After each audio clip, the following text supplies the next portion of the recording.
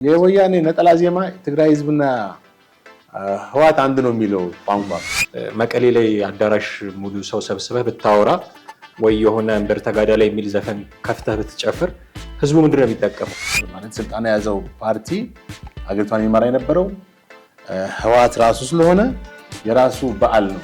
ቀድሞም ራሱ የህዝብ በዓል መሆኑስ ራሱ አግባብ ነበረ ወይ የሚሉ ጉዳዮችን ማንሳት ያስፈልጋል። ስለዚህ ማለት ያው የኢትዮጵያ ህዝብ በዓል አደረገው እንጂ በዓሉ የአንድ ፓርቲ የበላይነት የነበረበት አገሪቷን ህዝብ የአንድ ፓርቲ ስልጣን የያዘበትን ቀን የማክበር ግዴታ አለበት። በትግራይ ውስጥ በጣም በድምቀት እየተከበረ ነው በአሁኑ ወቅት።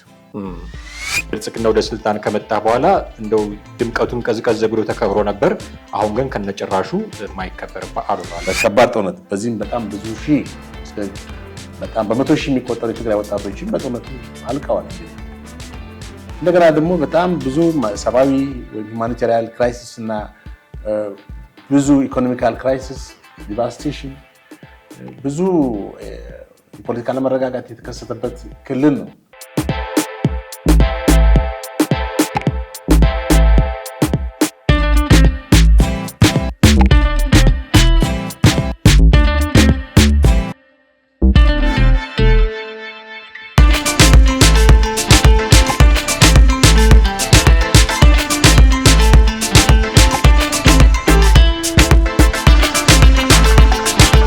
ሰላም ጤና ይስጥልን ውድ ቤተሰቦቻችን እንዴት አላችሁ? ዘኢትዮጵያ ቻናላችን ወደ እናንተ መድረስ ጀመረ። የዛሬው ፕሮግራማችንን ጥላሁን አክሊሉና አማሃ ደገፋ ወደ እናንተ እናደርሳለን። በዛሬው ፕሮግራማችን የግንቦት 20ን ከበዓል መሰረዝ እና አንዳንድ ቦታዎች እየተከበሩ መሆኑን አስመልክተን የምናነሳሳቸው ጉዳዮች ይኖሩናል። እስከ ፕሮግራማችን ፍጻሜ ድረስ አብራችሁን እንድትቆዩ የአክብሮት ግብዣችን ነው።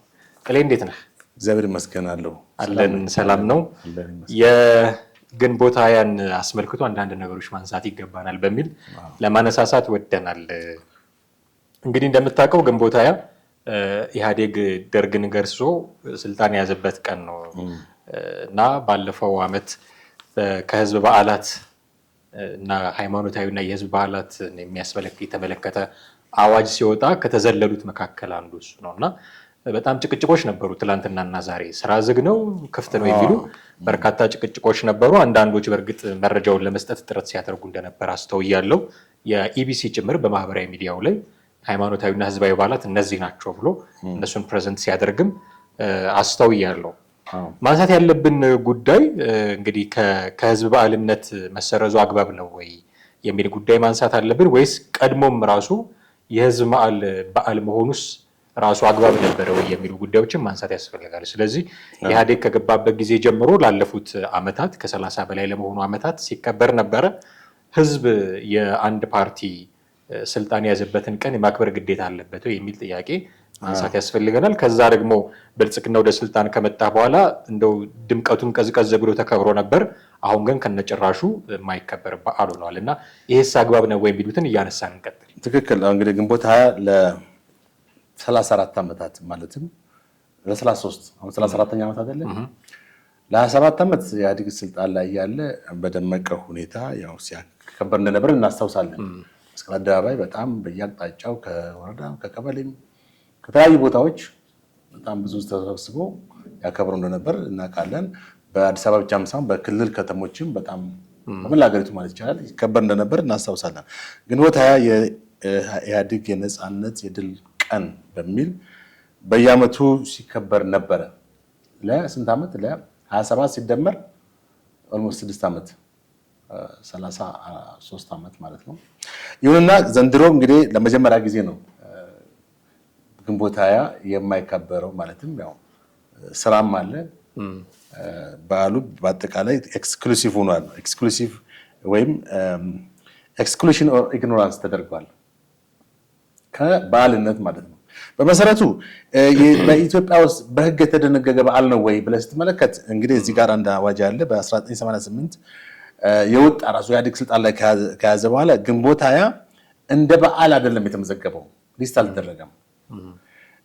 ሲከበር የነበረው በህግ ደረጃ ተቀርጾ እንደ በዓል የካቲት 23 ሚያዝያ የወዛደሮች ቀን፣ እንደገና ደግሞ የአርበኞች ቀን እንደ አድዋ ድል በመሳሰሉት አይነት ሳይሆን ሲከበር የነበረው በፖለቲካ እንትን ነው ማለት ስልጣን የያዘው ፓርቲ አገሪቷን ይመራ የነበረው ህወሓት ራሱ ስለሆነ የራሱ በዓል ነው ማለት ያው የኢትዮጵያ ህዝብ በዓል አደረገው እንጂ በዓሉ የአንድ ፓርቲ የበላይነት የነበረበት አገሪቷን በጠቅላላ ሲገዛ የነበረው በኢህአዴግ ጥላ ስር እንግዲህ 4 ፓርቲዎችን የተሰበሰቡ ቢሆንም የበላይነት ይዞ አገሪቷን በፖለቲካም ሆነ በኢኮኖሚም አጠቃላይ ሲገዛ ማን እንደነበር ለማንም ኢትዮጵያዊ ግልጽ ነው።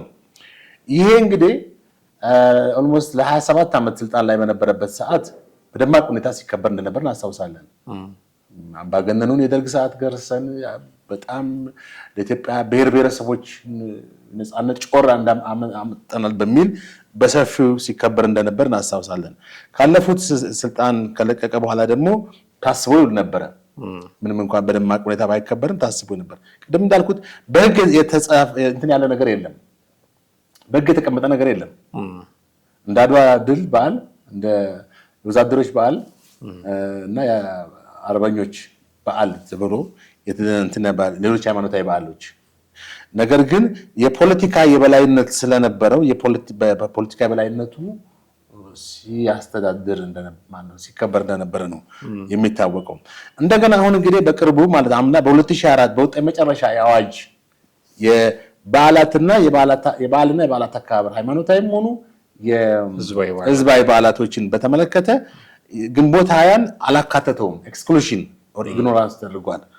ከበዓላት ዝርዝር ውስጥ ማለትም ከጨዋታ ውጭ ተደርጓል ባጭሩ ማለት ነው። እንግዲህ በፊት ሲከበር የነበረው ቅድም እንዳልኩ አገሪቷን ሲገዛ በነበረው በህወሓት ስልጣን ላይ ስለነበረ በዛ ምክንያት ነበረ። አሁን ከስልጣን ከወረደ በኋላ ደግሞ ቢያንስ ለ6 ዓመት ተከብሯል ታስቦም ቢሆን ነገር ግን አሁን ከናካቴው እንዳይከበር ተብሏል። ይሁንና በትግራይ ውስጥ በጣም በድምቀት እየተከበረ ነው በአሁኑ ወቅት። እንግዲህ አግባብ ነው አሁን እሱ እዛ ማክበሩ ራሱ ለብቻው ማክበሩ ራሱ አግባብ ያው እንግዲህ ቲፒኤልኤፍ አፈንጋጭ ፓርቲ ነው። መጀመሪያውንም እኮ ህወሓት ለህግና ለመርህ የማይገዛ ፓርቲ ነው። አፍተር ኦል ቲፒኤልኤፍ ከምርጫ ቦርድ የተሰረዘ ፓርቲ ነው። ማንዴትም የለውም ምንም ነገር በቃ ማንዴቱ ወይም የፓርቲ ቁመናው ሊመለስ የሚችለው የምርጫ ቦርድን ፕሮሲጀሮች መስፈርቶች ሲያሟላ ምርጫ ቦርድ ይሁንታ ይሰጠው ነው። እንግዲህ ከዛም አፈንግጦ ነው ያ እንግዲህ ባለፉት ጊዜያቶች ማለትም ወራቶች ሳምንታቶች በፊት የተፈጸመ ማለት የታገደበት ሁኔታ ነው። አሁን ደግሞ ግንቦት 20 ግንቦት 16 ጀምሮ እስከ ዛሬ ትናንት ድረስ በመላው ትግራይ ውስጥ የትግራይ ህዝብ ለትግሉ በ17 ዓመት ትግሉ ማለት ነው ያካሄደውን ቆራጥ መስዋዕትነት ምናምን እያሉ ዘክረው በቃ በሰፊው ከህዝቡ ጋር የፓናል ዲስከሽን አካሂደው በዛሬው ዕለት እያከበሩት ነው ያሉት። እንግዲህ ቲፒኤልኤፍ ባለፉት ከ2013 ዓመተ ምህረት እስከ 15 በነበረው ሁኔታ በጦርነት ውስጥ እንደነበር እናስታውሳለን። በከባድ ጦርነት በዚህም በጣም ብዙ ሺህ በጣም በመቶ ሺህ የሚቆጠሩ የትግራይ ወጣቶችም በጦርነቱ አልቀዋል። እንግዲህ እንደገና ደግሞ በጣም ብዙ ሰብአዊ ወይም ሁማኒታሪያን ክራይሲስ እና ብዙ ኢኮኖሚካል ክራይሲስ ዲቫስቴሽን ብዙ የፖለቲካ አለመረጋጋት የተከሰተበት ክልል ነው። ዛሬም ድረስ አይደል እንዴ? ዛሬም ድረስ በአመራሮች መካከል ብዙ ነገሮች አሉ። አሁን በዚህ ሁኔታ ላይ አትሊስት ግንቦት 20 በፌደራል መንግስቱ የታገደውን እንትን አሁንም እያከበረ ነው። ብቻውን ያው እያስጨፈረ ነው ማለት ይቻላል። እንደገና እንደ እንበር ተጋዳ ላይ ኮኔንን ማራኪ ይላል። ኮኔንን ማርከናል ነው እንግዲህ። ኤኒዌይስ ህወሓት ዛሬም አፈንጋጭ ስለሆነ ለህግም ለመርም የማይገዛ ፓርቲ ስለሆነ ያከብራል። ከናካቴው ከሁሉም ነው ካልከሰመ በስተቀር ፊዚካሊ ማለት ነው። ሌላው እንግዲህ ዛሬ ግንቦት 20 ነው። ምናልባት በሌሎች ሀሳቦች የዛሬ ማክበሩ እንዳለ ሆኖ እኔ የማነሳው ጥያቄ ምን መሰለህ፣ እንዲህ አይነት በዓላት ሲከበሩ ለምሳሌ መስከረም 2ም ደርግ ንጉሱን ያስወገደበትን ቀን ያከብር ነበር። በኋላ ግንቦት 20 መጣ።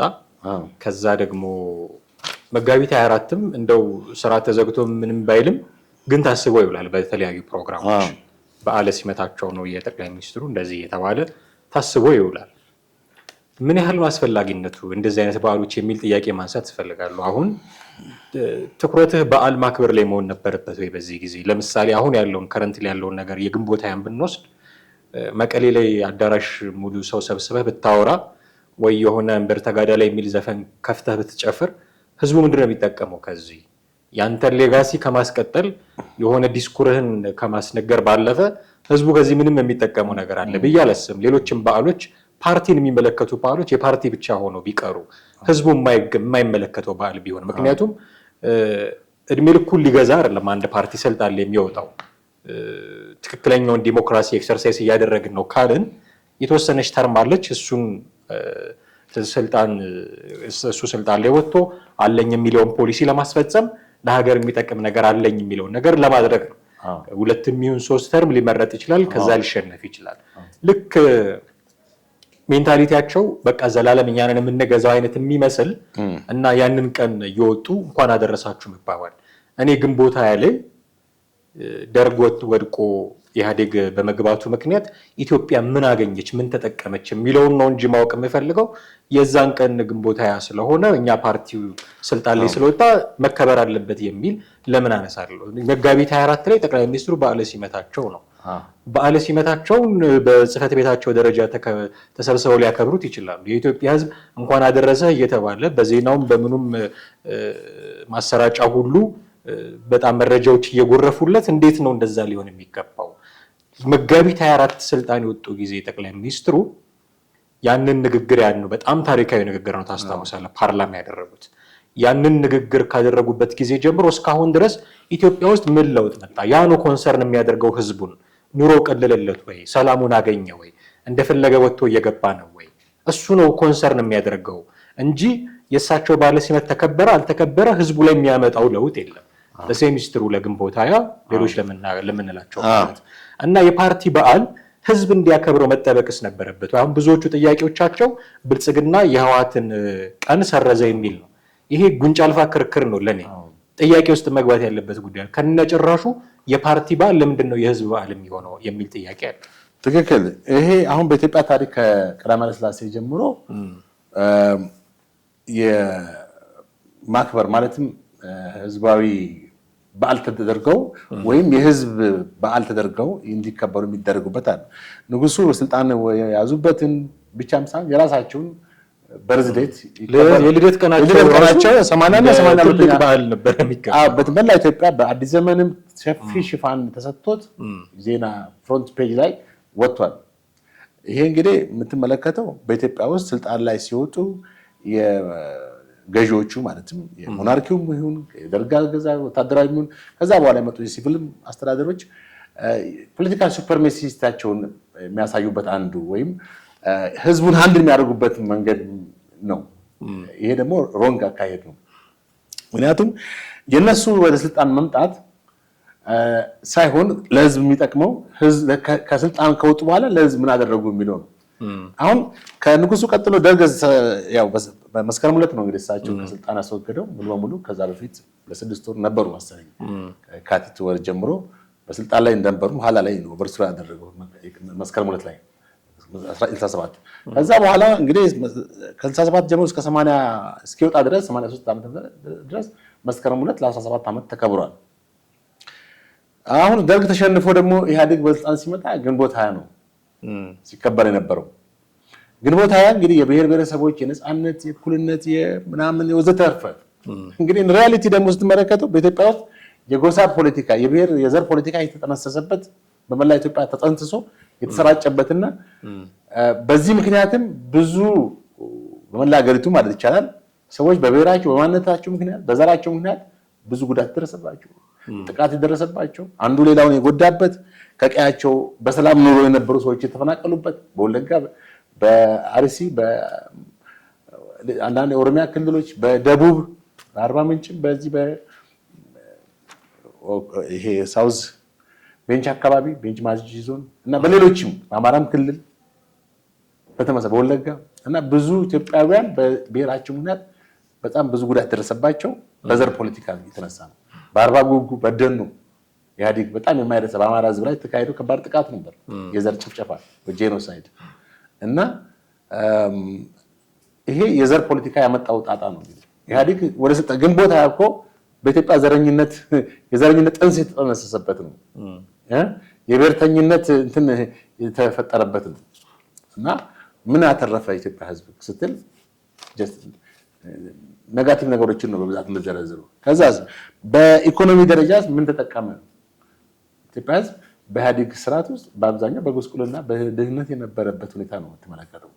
ግንቦት ሃያ ምን ትሩፋት አመጣለት? ኢቭን ለትግራይ ህዝብ ምን አመጣ? አሁን ትግራይን ህዝብ ዛሬም ድረስ እያስጨፈሩት ነው። የግንቦት ሃያ ድል ተብሎ ምን ታገኘ ከድህነትና ከኋላ ቀርነት ውጪ? እና እንግዲህ ስልጣን ላይ የሚወጡት የፖለቲካ እንትኖች የሚፈጥሩት ወይ በራሳቸው ቪዥን ብቻ ህዝብን መቆጣጠር ስለሚፈልጉ ነው። አሁን እንዳልከው ደግሞ ጠቅላይ ሚኒስትሩ ስልጣን ከመጡ በኋላ መቼ ነው የሚከበረው? መጋቢት 24 ተብሎ ኦፍ ኮርስ ስራ ተዘግቶ ምናምን ላይሆን ይችላል። ያም አስፈላጊ ነው ወይ ብለህ በቃ እኮ መጋቢት 24 መሆኑ በመላ ኢትዮጵያ ታይቷል። ስለዚህ የእሳቸው በዓል መከበሩ የእሳቸው ወደ ሲመት ባለ ሲመት መከበሩ ምንም ፋይዳ የለውም።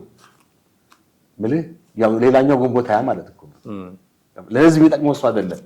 ለህዝብ የሚጠቅመው በስልጣን ላይ የወጡት መንግስታት አመራሮች ምን ያክል ለህዝብ የህዝብን ኢኮኖሚ ማህበራዊ ጉዳዮችን ለመቅረፍ ሰርተዋል። ህዝብን ካለበት ኋላ ቀርነት አሻግረውታል። በአሁኑ ሰዓት የሚታየው በተጨባጭ እንግዲህ ምን እንደሆነ ማንኛውም ህብረተሰብ ሊመሰክረው የሚችል ሀቅ ያለ ሆኖ ሌላ ቅዠት ማውራት ምንም የሚፈይደው ነገር የለም። እና ህዝባዊ በዓላት እንግዲህ የጠቅላይ ሚኒስትሩም አልተካተተም እዚህ። ግንቦት ሃያ ግን ነበረ፣ ተሰርዟል። ይሄ ነው ትልቁ ነጥብ። እንግዲህ ግንቦት ሃያ ተሰርዟል ካልን ወደ ኋላ ዞር ብለን እለቱ እንዴት እንደነበረ ማስታወስ ደግሞ ተገቢ ነው የሚሆነው ብዬ አስባለሁ። ምናልባት ደርሰህበት ይሆን አላውቅም። አንዳንድ ሰዎች ትውስታዎቻቸውን ሲያወሩ ሲጽፉ እንሰማለን፣ እናያለን። ግንቦት 1983 እንዴት ነበረ ድባቡ የነበረው ጊዜ እንዴት ማስታወስ እንችላለን? እኔ በደንብ አስታውሳለሁ። 12ኛ ክፍል ተማሪ ነበር እንደውም የዛኔ። ኦልሞስት በጣም አገሪቷ በጣም በከባድ ውጥረት ውስጥ በነበረችበት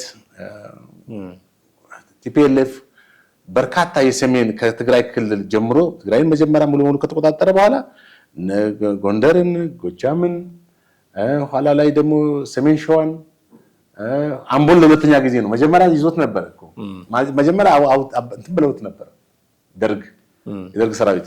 ኋላ ላይ ነው እንደገና አድፍጦ እንትን ያለው። ትልቅ ድል ያገኘው አምቦ ላይ ነው፣ በዚህ በምዕራብ በኩል ማለት ነው። በአጠቃላይ እንግዲህ የደርግ ሰራዊት በብቃት በወታደራዊ ብቃት ማለት ሳይሆን በወቅቱ በጣም ከታተል ነበር። የውጊያ ብቃት ነበረው። ቀላል ጦር አልነበረም እኮ። ወደ 600,000 አካባቢ ሰራዊት ነበር በዛን ጊዜ። መንግስቱ ኃይለማርያም በአፍሪካ ገናና የሚባለውን ጦር ገንብተናል እስኪል ድረስ እና የውጊያ በጣም ብቁ የሆኑ የጦር አመራሮችም ነበሩ፣ ትላልቅ ጀነራሎች ነበሩ፣ ዛሬም ድረስ ስማቸው የሚጠራ። ግን ጦርነቱን የደርግ የተሸነፈው መጀመሪያ የተሸነፈው ፖለቲካው ነው። ገብቶሃል? ፖለቲካው ነው የተሸነፈው። የደርግ ርዕዮተ ዓለሙ ነው የተሸነፈው። ማለትም ፖለቲካውን ከዚህ ከወታደራዊ እንትን ጋር የማቀናጀት ሁኔታ ነው። እና ያው ዞሮ ዞሮ እንግዲህ ሰፊ ነው በዚህ ጉዳይ ላይ በጣም ብዙ ማውራት ይቻላል። ነገር ግን ስናሳጥረው በአጠቃላይ በተለያዩ የጦር ግንባሮች የደርግ ሰራዊት እየተሸነፈ መምጣት ጀመረ። ተሸንፎ ወደ አዲስ አበባ ነው የሚሸሸው፣ ወደ መሀል ሀገር ከየግንባሩ።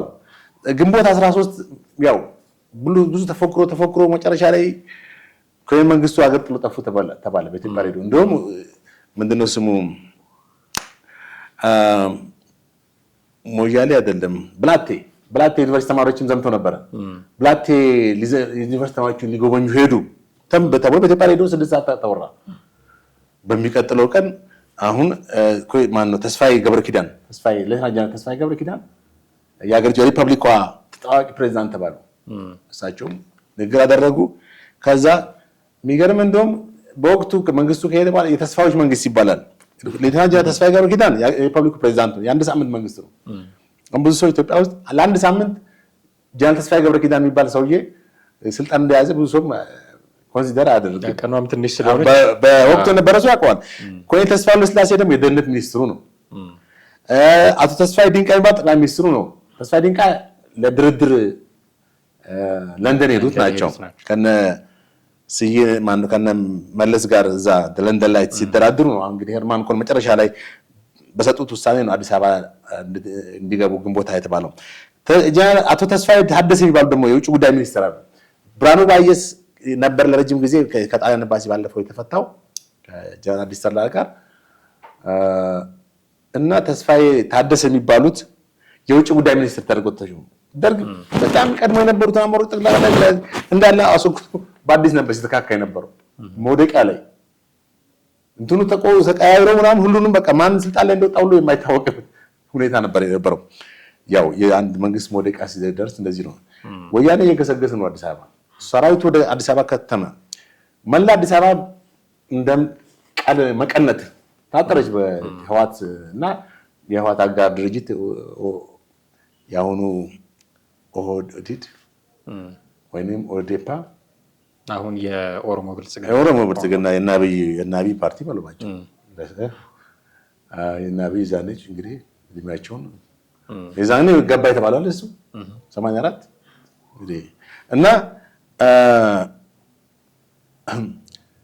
የሚገርምህ የህወሓት አጠቃላይ አዲስ አበባን አጥሮ ለንደን ላይ ድርድር ይካሄዳል።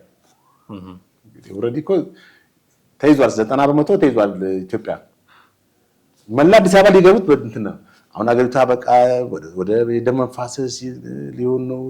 ደም እንደ ጎርፍ እንትን ሊሆን ነው። የዓለም አቀፍ ሚዲያዎች ሁሉ በቃ ኢትዮጵያ ላይ ነው ፎከስ። እነ ዶቼ ቬሌ እነ ቢቢሲ እነ ሲኤንኤን እነ የተለያዩ ሚዲያዎች ኢትዮጵያን ከረንትሊ እንትን ያቀርቡ ነበር በወቅቱ። ከዛ በኋላ ሁኔታውን አይታ የአሜሪካ በአፍሪካ ሄርማን ኮን በአፍሪካ አሜሪካን ተጠሪ ናቸው፣ ፎሬን አፌርስ ናቸው። አሁን እሳቸው ትእዛዝ አስተላለፍ ሰራዊት እዛ ድርድር እያካሄዱ ነው። እነዚህ ፋይዲንካ ዶክተር አሻግሬ የደርግ ልኡካን ተብለው ሄደዋል። ሌሎችም አሉ። እነ ፋሲካ ሲደልል ይሁን ሌሎችም ነበሩ። ብቻ ከዛ ግንቦት 20 በአራቱም አቅጣጫ በዚህ በሱሉልታ በሰበታ በደብረ ዘይት መንገድ በዚህ በደብረ ብርሃን መንገድ ጠቅላላ የማረከውን ታንክ ሁሉ ይዘው የወያኔ ሰራዊት በፒክቸር አለ አይደል? ሶሻል ሚዲያ ላይም አለ። ዛሬ እንደውም ብዙ ይለቀቃል ብዬ ተስፋ አደርጋለሁ። እና ገባ ኦልሞስት በቃ ከተማው በየቤተ እምነቱ በየቤተ ክርስቲያን በየመስጊድ ሰው በማልቀስ በእንባ ይሄ በቃ ምክንያቱም እንግዲህ አስብ የደርግ ሰራዊት እዚህ አለ ገብቷል፣ ወደዚህ ተከማችቷል። ያኛው መጥቷል። ከተማው ምን አይነት ጦርነት ከተማ ጦርነት እንግዲህ አስብ። በዛ ላይ ሰላም ያልቀውን ሰላማዊ ሰልፍ በቃ አዲስ አበባ በጦርነት አውድማ ልትሆን ነው፣ ኢትዮጵያ እንትን ልትል ነው ምናምን ብዙ ተወራ። 9 ሰዓት ላይ ትዝ ይለኛል፣ ወደ 9 ሰዓት አካባቢ ነው መሰለኝ የደርግ የኢትዮጵያ ሬዲዮን ተቆጣጠሩት እና ብርሃነ ገብረ ጻዲቅ የሚባል ነው ላውንቸር ነው ስሙ እና ብሶት የወለደው አለ ጀግናው ኢህአዴግ ሰራዊት ብሶት የወለደው ያው በዚህ በትግርኛ አክሰንት ነው። በዛ አርገት አስበው ጀግናው ኢህአዴግ ሰራዊት ደርግ ሲጠቀምበት የነበረው የኢትዮጵያ ሬዲዮ ለሰፊው ህዝብ ጥቅም ተቆጣጥሮታል አለ። ግንቦት 1983 ይሄ የበለጠ አንድ እንትን ዋናው የሬዲዮ ጣቢያን መቆጣጠር ነው ትልቁ ፖይንት አይደለ? አንድ አማጺ ከተቆጣጠረ በቃ ሀገሪቷን ዋና ቤዚክ እንትኖች አሉ። መከላከያው እንትኑ ቤተመንግስቱ የመሳሰሉ ነገሮች ናቸው አይደል? የሬዲዮ ጣቢያ ትልቁን ድርሻ አለው። ተቆጣጠረ በቃ የደርግ ሰራዊት እንትን ወጥቶ ሄዷል። ቀድሞ በዛን ጊዜ የነበሩት እንግዲህ ዳሪዮስ ሞዴ እና አለም ነዋሴ ብዙ ታሪካቸውን ሁሉ በዚህ በተለያዩ ሚዲያዎች ያቀርባሉ። እና ዳሪዮስ መሰለኝ ኋላ ላይ ተጣጥቶ ከቤቱ እንዲያነብ የተደረገው ዜና ከዚህ ከላውንቸር ከያድጉ ከታጋይ ብርሃነ ገብረ ክርስቶስ እና ለሰፊው ህዝብ ጥቅም ሲባል ተቆጣጥረናል አለ። ለሰፊው ህዝብ ጥቅም እንግዲህ ያው በሚለው አለ የህዝቡን ጉዳይ እንደው ካነሳ አይቀር ምንድነው አሁን ግንቦት 20 እና የኢትዮጵያን ህዝብ እንዴት ልናያቸው እንችላለን? ሪሊ የሚፈለገውን ነገር አመጣለት ወይስ የባሰ ነገር ነው ያመጣበት የሚለውን ከኢትዮጵያ ሕዝብ አንጻር እናየዋለን።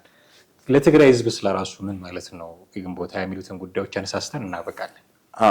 እንግዲህ ተመልከት፣ ግንቦት ሃያ ኦልሞስት የዛሬ 34 ዓመት ማለት ነው ስልጣን ኢህአዴግ ወደ ስልጣን ሲመጣ 4 ፓርቲዎች ማለትም የብአዴን የዛን ጊዜ በወቅቱ ስሙ ኦህዴድ እና ህወሓት ኋላ ደግሞ የደቡብ ደኢህዴን ነው ኋላ ላይ የደቡብ ህዝቦች ምናምን የሚል ስያሜ ነው። ደኢህዴን የደቡብ ህዝቦች ዴሞክራሲያዊ ንቅናቄ። እነዚህ ፓርቲዎችን እንትን ውህደት ሆኖ ነው እንግዲህ ወደ ስልጣን የወጣው። ይሁን እንጂ በ27 ዓመት ውስጥ ምን አይነት ስርዓት እንደነበረ ምን አይነት አገዛዝ እንደነበረ ግልጽ ነው። ዲሞክራሲ የሚለው እንትኑ የዚህ የቲፒኤልኤፍ አገዛዙ እንትን የእውነተኛ ዲሞክራሲ ነው ወይ? የብሔር ብሔረሰቦች እኩልነት የሚለው እውነተኛ የብሔር ብሔረሰቦች እኩልነት ተፈጥሯል ወይ? ህገ መንግስቱ ላይ የተጠቀሱ ነገሮች መልካም ነገሮች አሉ። ያ ተግባራዊ ነበር ወይ? ወደ ግራውንድ ስትመጣ ብዙ ነገሮች ብዙ እንትኖች የተፈጸሙበት ነው። ሲዶ ዲሞክራሲ የሚባል ነገር አለ። ዲሞክራሲ የሚመስል የሆኑ የይስሙላ ዲሞክራሲ ማለት ነው። እንደዛ ነበር አገዛዙ እንድትናገር ይፈቅድልሃል። ለምሳሌ ህገ መንግስቱ ላይ የመናገር ነፃነት ብሎ 1987 ተጠቅሷል። ግን እስከምን ድረስ ነው የምትናገረው? እስከምን ድረስ ነው የህሊናና በሀሳብን ነፃነት ይላል። እስከምን ድረስ ነው?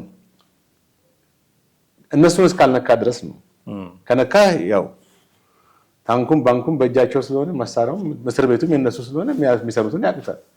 ኢህአዴግ ምን እንደሰራ ያው ያየነው ጉዳይ ነው አይደል እንዴ? ልክ እግሩን ጥሎ ማለት ከቤተ መንግስት ሲወጣ እና ወደ መቀሌ ሲሸሽ የወጡ ዶክመንተሪዎችን እናስታውሳለን። ሰዎች በጉንዳን ላይ እስከመታሰር በጣም አሳዛኝ አካላዊና ስነልቦናዊ ጥቃት እንደደረሰባቸው በየእስር ቤቱ በማዕከላዊ ይሄንን ነው ሲገቡ ለሰፊው ህዝብ ጥቅም ነው እና ከኢኮኖሚ አንጻር ኢትዮጵያ ምን አይነት ኢኮኖሚ ተጠቀመ ስትመለከት እነሱ ናቸው ሲበዘብዙና ሲመዘብሩ የነበሩት። የሀገሪቷን ኢኮኖሚ ፖለቲካውን ይዘውታል በአንድ እጃቸው፣ ኢኮኖሚውን በሌላ እጃቸው ይዘውታል ሲመዘብሩ የነበሩት። አሁን ይኸውልህ የተጋለጠ እኮ ማለት ስንት ጀነራሎች ነበሩ የዛን ጊዜ ከሜቴክ ጋር ተያይዞ ያለው ማንሳት ይቻላል። ብዙ ሀብት ከኢትዮጵያ ወደ ውጭ ወጣው በእነሱ እንትን ሀብት የሀገሪቷን ሀብት አንጡራ ሀብት ልብን አድርገው በልተዋል። እንግዲህ ያንንም እኮ አልፎ እኮ ይቅርታ ብለው ወይም አፉ በሉን ብለው እኮ ቢሉ ጥሩ ነው። ዛሬም በዛ ስሜት ውስጥ ነው ያሉት።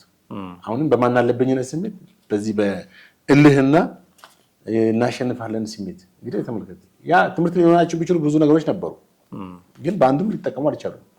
ምሳሌ ከስልጣን ከአዲስ አበባ ከዚህ ስልጣናቸውን ጥለው 2010 ጠቅላይ ሚኒስትር እንደመጡ በዛ ታይም ላይ ራሱ ትግራይ ቁጭ ብለው በቃ በሰላማዊ የሆኑ እንቅስቃሴዎችን ትግራይን ክልል እያስተዳደሩ በሰላም መኖር ይችሉ ነበር። ያማ አላስቀመጣቸውም። አንዳንድ የሰው ደም አስቀምጥ የሚባለው እውነት እኮ። ከዛ 2013 ላይ ይስፈሩ የፈጸሙትን ታውቃለህ። በሰሜን መከላከያው እዝ ላይ በሰሜን ህዝብ መከላከያ ላይ ከዛ በኋላ ነው ጦርነት የተነሳው። ከዛ በኋላም እንደገና 2-3 ጊዜ ነው ጦርነት ያካሄዱት። በአጠቃላይ አሁንም የኢትዮጵያ ጋንግሪን ናቸው ለማለት ነው እኔ ማስበው የምናገረው። ለራሱ አሁን ብዙ ጊዜ ሲናገሩ የምንሰማቸው የትግራይ ህዝብ እንዲሆኑ ልክ ህወሓት የሆነ ነገር ሲባል ቀጥታ ጉዳዩን ወስደው የሚያገናኙት ከትግራይ ህዝብ ጋር የትግራይ ህዝብን እንዲህ ለማድረግ የትግራይ ህዝብ እንዲህ በደህንነት ተመልከት። የወያኔ ነጠላ ዜማ ትግራይ ህዝብና ህወሓት አንድ ነው የሚለው ቋንቋ በቅርቡ በደንብ አድሬስ ያደረጉት ነበር። የስነ ልቦና ፋውንዴሽን ነው የፈጠሩት። በጣም በሚያሳዝን ሁኔታ የትግራይ ህዝብና ህወሓት በጭራሽ የማይገናኙ ሁለት የተለያዩ ሰፓሬትሊ ያሉ ናቸው። እንደውም ጭራሽ ከፈለጉ የትግራይ ህዝብ ቁጥር አንድ ጠላት ወያኔ ነው። እንኳን የአንድ ሳንቲም ሁለት ገጽታ አንድ ናቸው ሊባል ይቅርና ያው በሰሞኑ አቶ ጌታቸው ቀድሞ የጊዜያዊ አስተዳደር አፍረጠውታል በፋና ብሮድካስት ሬዲዮ አይደል? ተመልከት። ህወሓት ምልህ የትግራይን ህዝብ አዝዌፐን ነው የሚጠቀመው እንደ መሳሪያ። ተከባሃል፣ ተወራሃል፣ አማራ መጣብህ ጃስት እያለው ነው የሚያስበው። በዛን ጊዜ ደብረጽዮን እኮ ልትወረር ነው ብሎ እኮ ነው ግንቦት ማን ነው በዚህ 2 ዓመት በተካሄዱ ጦርነት ላይ አስበው እንግዲህ እና አድዋ አለ እኮ ደብረጽዮን በትግርኛ ሲናገር አድዋ እዚሁ ነው አድዋ የኛ ነው ያለው። የኢትዮጵያ ህዝብ አይደል እንዴ ለአድዋ መስዋዕት ነው የከፈለው። አፄ ምኒልክ ታሪክ ያለ ታሪክን እኮ ነው ትዊስት የሚያጥፉት። አድዋ የትግራይ ህዝብ ታሪክ ነው ያለው። ስለዚህ ማንኛውም ጠላትን ቢመጣ እዚሁ ይቀበራታል ብሎ አነሳሳ፣ ሞቢላይዝ አደረገ ወጣቱን። ወይ ብሎ ያው ህዝብ ብሎ አስጨረሰ። አሁንም አስጨርሻለሁ ብሎ እኮ ሰው ትንሽ ረገብ ይላል። ግን እነዛ አይነት ስሜት የላቸውም። እና አሁን ግንቦት ሃያ ለኢትዮጵያ ህዝብ የሰቆቃ የመከራ የግፍ የምሬን እኮ ነው። በእርግጥ ጥቂቶች በስርዓቱ የተጠቀሙ ሰዎች አሉ። ከደርግ ጋር ሲነጻጸር የትግራይ ተወላጆች ብቻ ሳይሆን እዚህ ጋር እናነሳው ነጥብ የትግራይ ተወላጆች ብቻ ሳይሆን ሌላ ብሔርም ተወላጅ አማራም ሆኖ ኦሮሞም ሆኖ ጉራጌም ሆኖ ከአገዛዙ ጋር አብሮ እንደዚህ ሽርክና የሚፈጥሩ ሰዎች ጊዜ በዛም መንግስት በዚህ መንግስት ይጠቀማሉ። የባንዳ ስሜት ያላቸው ሰዎች አሉ። አሁንም ወደፊትም ይኖራሉ። ባንዳይዝም አለ፣ ጠርቶ የሚጠራ ነገር አለ። አዎ ባንዳይዝም ከጣሊያን ጊዜ ጀምሮም ነበረ። ከዛ በኋላም አሁንም ድረስ ባንዳይዝም አለ።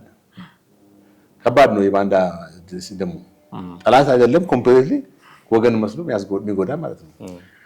አዎ ከደርግ ጋር ስናነጻጽረው አሁን ደርግ የነበረበት ጊዜ ይታወቃል። አሁን ብዙዎቻችን ኦፍ ኮርስ አልነበርንበት ይሆናል ጊዜው ላይ፣ ግን የምንሰማቸው የምናነባቸው መጽሐፎች ያን የነበሩ ጄኔራሎች ከሚያወሩት እና ያን የነበሩ የኢሃፓ ሰዎች የሚናገሩትን ስንሰማ ደርግ ሲባል አእምሮ ውስጥ ጨለማ ነገር ነው የሚታየኝ እና ከዛ ከደርግ ጊዜና ከህወሓት ሳው እናነጻጽር ብንል ሰማው የተሻለ ነገር የለውም። የህወሓት ጊዜ ብዙ ሰው አሁን ደርግ ይሻላል ምን ይሻላል ይላል።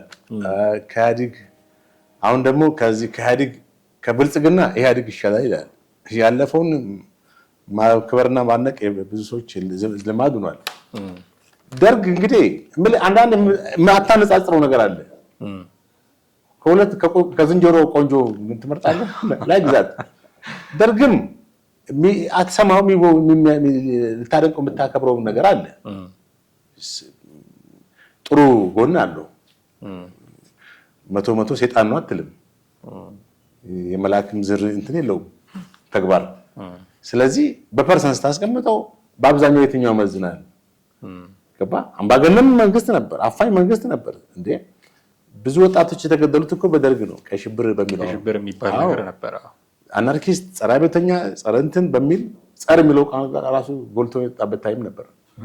አሁን ጸረ አብዮት። አዎ ከዛ በኋላ ኢህአዴግ ተውሶ ጸረ ልማት በሚል አሁን ጸረ ልማት አለ። ጸረ ኮሪደር ልማት ሊል ይችላል።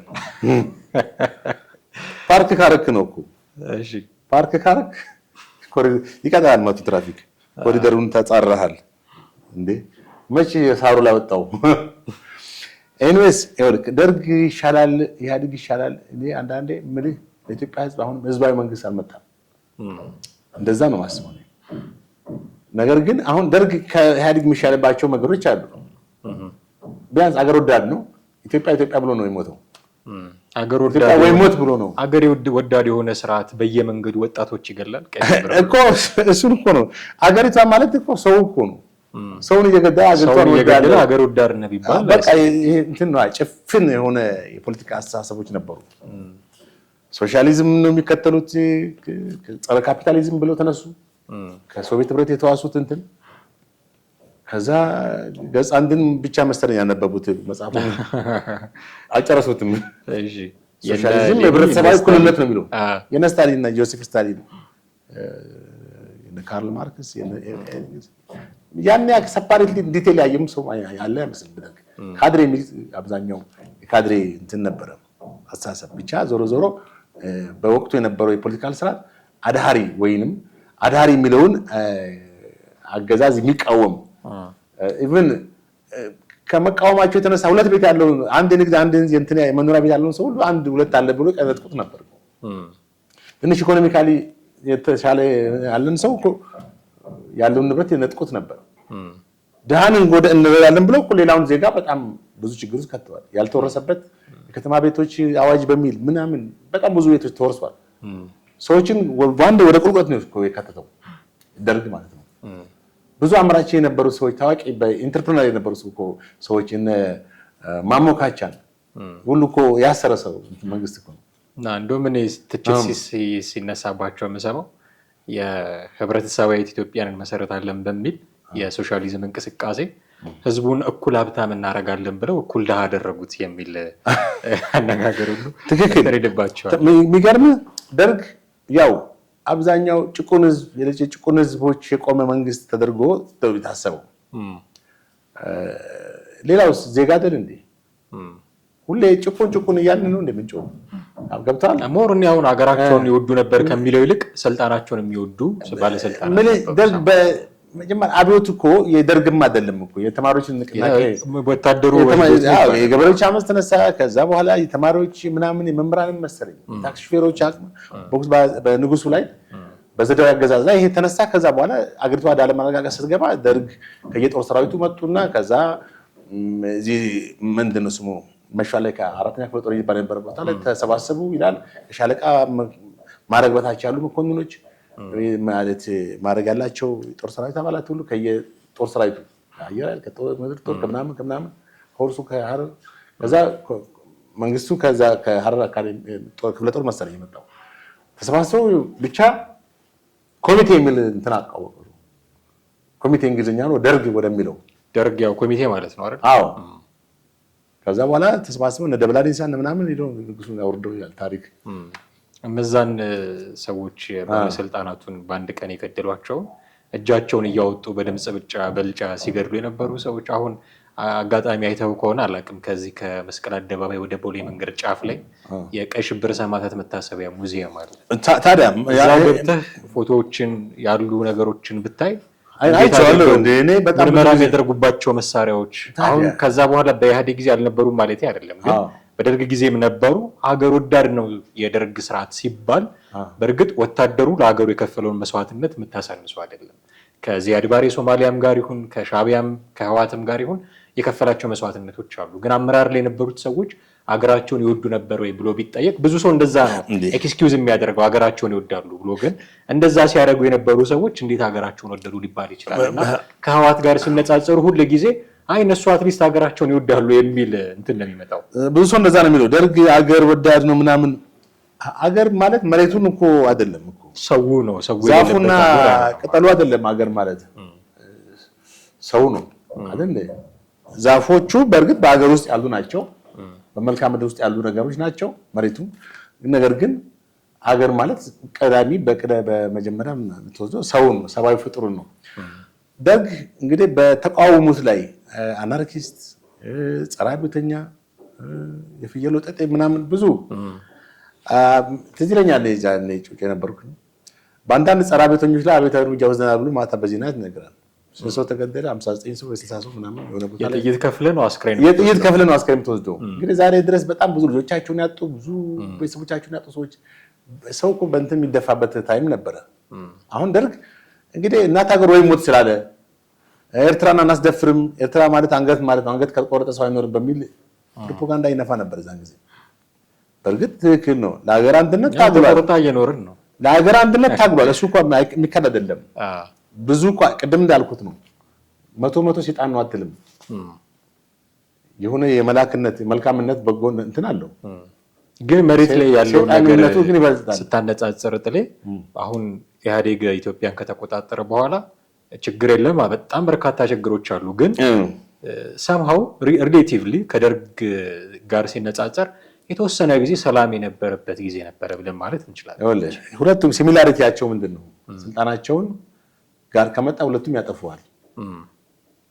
ደርግም እንደማይምርህ ወያኔም አይምርህም ነበር። በቃ ይሄ ሲሚላሪቲያቸው ነው። የአሁኑንም እንግዲህ እንትን ማለት ይቻላል አናላይዝ አድርገህ። አሁን የደርግና ኢህአዴግ ዲፍረንሳቸው ምንድነው ካል ደርግ ከተነፈስክም ያስራሃል ወይም እርምጃ ይወስድብሃል። አብዮቱን ተቃውሞ ነው። ኢህአዴግ ደግሞ ብትናገርም አትሊስት ድራማ ይሰራል። አዎ ምንም ችግር የለውም። የንግግርህ አቅጣጫ ወዴት ያስኬዳል የሚለውን ነገር ያስባል። የንግግርህ ቀይ መስመሩ እስከምን ድረስ ነው የሚለውም ይሆን አይቶ ያው እንደ ሁኔታው ወይ ያስራል ወይ እርምጃ ይወስድብሃል። ገባ አስረዝሙ ገመድን እንትን ያስረዝመዋል ማለት ነው። ሲያስር ደርግ ባጭሩ አርቆ ያስራል እና የተፈታ ይመስላል። አንተ ስትል የሚወስደውን እርምጃ ያውቀዋል። የሆነ ሆኖ እንግዲህ ግንቦት ሃያ ስለሆነ ዛሬ ያው እነዚህን ጉዳዮች ያነሳነው ደርግንም ህወሓትንም አነጻጸርን፣ በዓሉ መከበር አለበት የለበትም የሚሉ ጉዳዮችን አነሳን። እኛ የማይከበርባቸው ሰፊ ቦታዎች አሉ ኢትዮጵያ ውስጥ፣ በአብዛኛው አይከበርም። ትግራይ ውስጥ ግን ህወሓት እያከበረ ነው። የተሰረዘ ፓርቲ፣ የቀድሞ ፓርቲ ልንለው የምንችለው የተሰረዘ ፓርቲ አሁንም ከፓርቲ እንቅስቃሴ ውጭ ሳይሆን እያከበረ ነው ያለው። እንደው ምናልባት ማጠቃለያ እንዲሆነን እንዲህ አይነት እንቅስቃሴዎች ፌዴራል መንግስቱ እንዴት ነው የሚያቸው? አሁን እንደ ፓርቲ ነው እየተንቀሳቀሰ ያለው። ፌዴራል መንግስቱ እኮ በህወሓት ላይ ሊወስዳቸውን የሚችላቸው ብዙ እርምጃዎች እኮ ምንም አልተወሰዱም። ቲፒኤልኤፍ ኢቭን ሌላው ከፕሪቶሪያ ስምምነት በኋላ የተፈራረሙት ነገር አለ አይደል? በዛ ራሱ መወሰድ የሚገባቸው እርምጃዎች እንደ ፌዴራል መንግስት የአንድ የመንግስት የፌዴራል መንግስት ብቻ መሆኑን አምኖ ነው የፈረመው አይደል? ያን እያተገበረ ነው ወይ? ሙሉ ሙሉ ዲስአርም አድርጓል ወይ? መሳሪያ ትጥቅ እንዲፈታ ተብሎ አንዱ ፈቷል ወይ? ፈቷል ነው ተደራጀ ነው እንደ አዲስ እና እንደዚህ ነገሮች ከምርጫ ቦርድ የሚወስንባትን ውሳኔ ማስፈጸም የፌዴራል መንግስት ኃላፊነት ነው። ኦፍ ኮርስ ተሰርዛል ነው ህግን መሰረት አድርጎ ነው ምርጫ ቦርድ ለእናቱ ልጅና ለእንጀራ እናቱ ብሎ እንትን የሚለው ነገር የለም አይደል? ህግን፣ ፕሮሲጀርን፣ መመሪያን ተገና አድርጎ ነው። ግን ለመመሪያ ለህግ የማይገዛ ስለሆነ ህወሓት እሱ በሚያወጣው ህግ ብቻ ነው። እሱ በሚያወጣው ህግ አይገዛም፣ አንተን ይገዛል እንጂ ህገ መንግስቱ አወጣ በህገ መንግስቱ መቼ ይመራል? ከብቷል። ስለዚህ አሁን አጠቃላይ እንግዲህ ከፌዴራል መንግስት በጣም ብዙ የሚጠበቁ ነገሮች አሉ። ለምሳሌ ይሄን መግለጫ ማውጣት ይችላል። ዛሬ ግንቦት ሃያ እንዳይከበር ተብሎ በአዋጅ ወጥቷል። ይሁንና ቲፒኤልኤፍ ህወሓት በትግራይ ውስጥ እያከበረ መሆኑ ወይም እንዲከበር ማድረጉ ከህግ አግባብ አንጻር ተገቢ አይደለም፣ አዋጁን መርህ የአዋጁን መጣስ ነው ብሎ መግለጫ ማውጣት ይችላል። ኢህአዴግ እዛ በሚወስደው እርምጃ እዚህ ጋርም ተመሳሳይ የተከታተል ማድረግ ትችላለህ። እንደው ሄደህ እንኳን ማስተንፈስ ባይቻልም ተኪዶ አሁን እነሱ እኮ በቃ አሁንም እኮ ጡንቻቸውን የገነቡ ነው እኮ አይ ዶንት ኖ ከኤርትራ ጋር ደግሞ ሽሩ ጉድ እያሉ ነው ያሉት መሰለኝ። እንግዲህ ሁለቱ ኮኦፕሬሽን ከተፈጠረ አሸወይና ነው ሌላ ጨዋታ ነው የሚጫወቱት። ረጅም ጉዳይ ይሆናል እንግዲህ እሱን ካነሳው እዚህ ላይ ማብቃት ይኖርብናል። የዛሬውን ጉዳያችንን ግንቦት ሃያን አስመልክተን ያነሳናቸውን ጉዳዮች በጣም አድርጌ ነው የማመሰግነው ጥሌ። ውድ ቤተሰቦቻችን እናንተም ከኛ ጋር ነበራችሁ ቆይታ እጅግ አድርገን እናመሰግናለን። የግንቦት ሃያን አስመልክተን አንዳንድ ታሪካዊ ጉዳዮችንም ጭምር ፍተሻ አደረግን። ከእናንተ ጋር ቆይታ አደረግን እኔና ጥላሁን አክሊሉ። እናንተም ከኛ ጋር ነበራችሁ ቆይታ እጅግ አድርገን እናመሰግናለን። በሚቀጥለው ጊዜ በሌላ ርዕሰ ጉዳይ ደግሞ እንዲሁ እንጠብቃችኋለን። ሀሳብ አስተያየቶች ይኖራችኋል፣ እንደተለመደው በተለያዩ መንገዶች ልታደርሱን ትችላላችሁ። ደውሉልን፣ ጻፉልን። ለሚቀጥሉት ፕሮግራሞቻችን ግብአት ይሆንናል። እሱን ማድረጋችሁን አትዘንጉ እያልን እዚህ ላይ እንሰናበታችኋለን። ጤና ይስጥልኝ።